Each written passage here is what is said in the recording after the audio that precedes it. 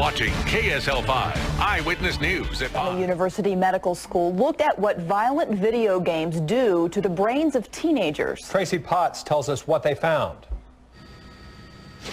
This study didn't even use the most violent video games, rated M for mature or A for adult.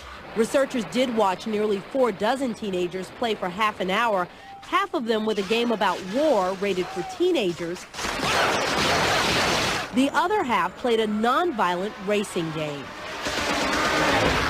When they checked brain activity, as shown in this video provided by the researchers, they found the kids who played the war game had more activity in the part of the brain that controls emotional arousal and less activity in areas that manage inhibition, concentration, and self-control.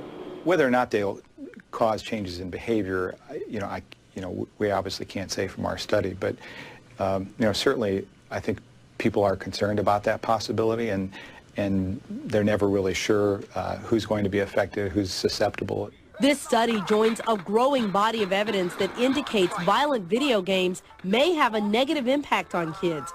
But the gaming industry, which declined our request for an interview, says the average player is 33 years old and that 87% of kids play with their parents' permission. In a statement, the Entertainment Software Association says, quote, if people object to games that contain violence, the information is available so they can avoid buying them for themselves and their families. They're talking about the industry's voluntary rating system. Most games are rated. At least a dozen states have passed laws or tried to pass legislation to restrict video game sales, but the gaming industry is fighting back, and in some cases, they're winning.